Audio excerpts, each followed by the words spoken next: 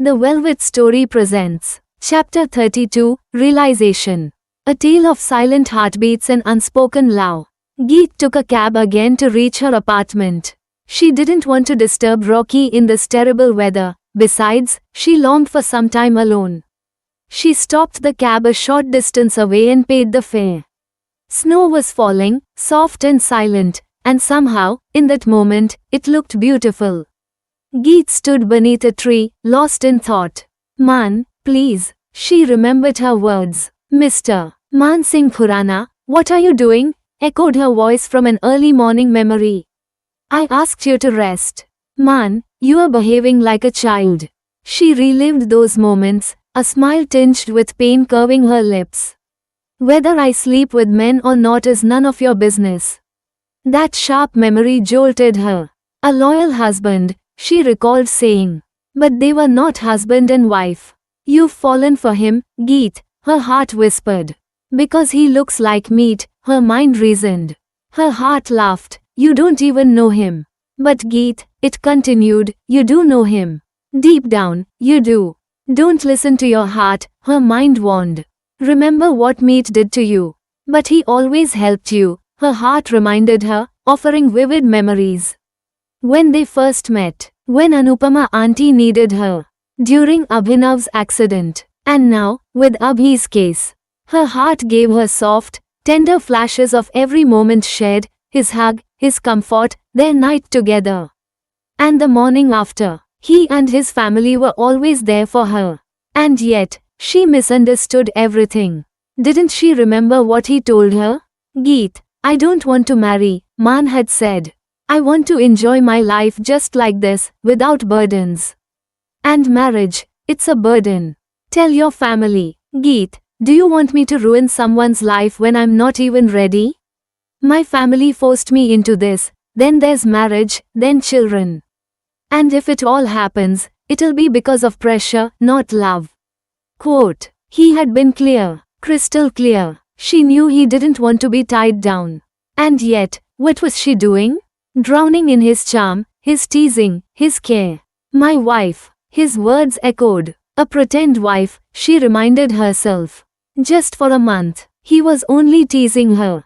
She knew that. Still, she let herself fall. Even after his warning, after he laid bare the truth. "Geet, how could you even think you had the happiness of being someone's wife? It's not in your fate. How could you show so much authority over him? Geet," she cried out. "He was honest, and you twisted it all. Why does this always happen to me, Babaji?" she whispered to the skies. "Why do I fall for people who never return my feelings? Why do you let me feel again, only to take it away?" Rain fell gently, hiding her tears. Snow absorbed the drops. "Please, absorb the pain too, Babaji," she pleaded.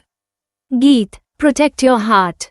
It's too soft. It won't survive another heartbreak," her mind tried to console her. "Don't you see the change in him?"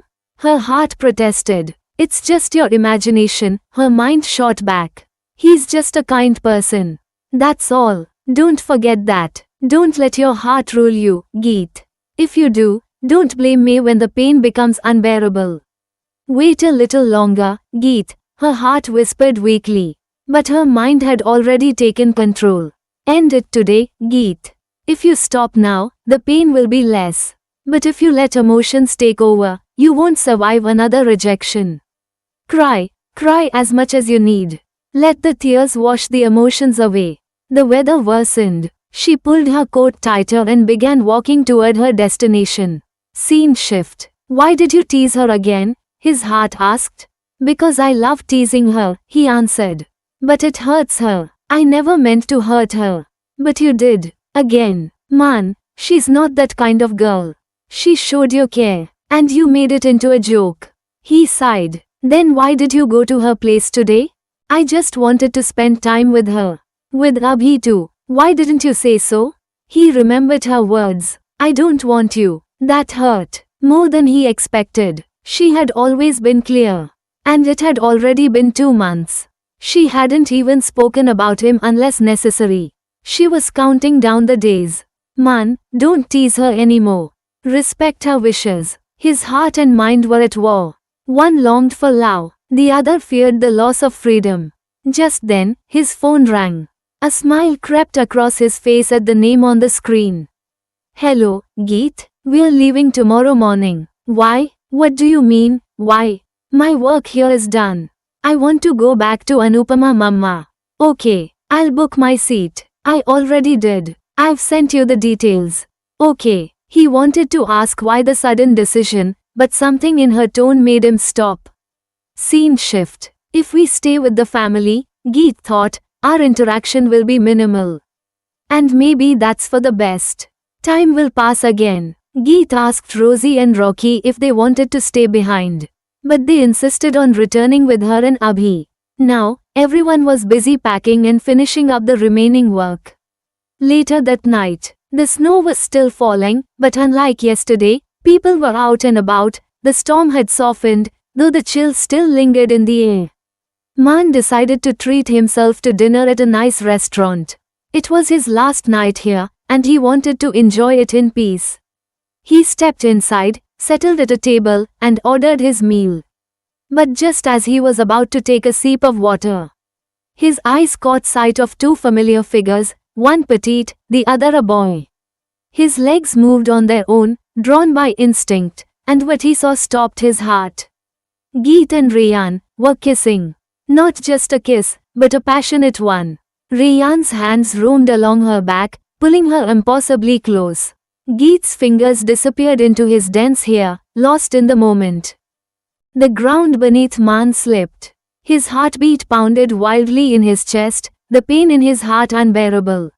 What is this? His mind stuttered. Yes, he knew she was emotionally vulnerable, but never in his darkest thoughts had he imagined she'd take such a drastic step. His eyes burned like molten lava. His fists clenched. His entire body trembled in rage. No, if Geet wanted someone, it had to be him. Not some Tom, Dick, or Harry. Maan marched to them and, driven by a storm of heartbreak, fury, and helplessness, punched Rayyan in the nose with the full weight of his rage. Rayyan stumbled and collapsed onto the floor. What is this, Maan? Geet gasped, moving instinctively to help Rayyan, but Maan held her wrist tightly, not letting her move an inch. Maan, let go of my hand. She snapped. How could you kiss someone else, Geet? You are my wife, don't forget that. He scolded, his voice trembling with pain. We are not husband and wife.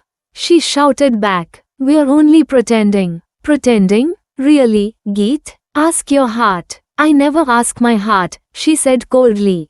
It always deceives me, leads me to the wrong person. I only listen to my mind now. Maan's rage boiled over. The wrong person? That's me, isn't it? Yes, Maan, she whispered, her voice breaking. Because you never wanted a relationship, and I do. Rayyan wants me in his life. He loves me. He loves you, because he said so? Maan snapped. What about me, Geet?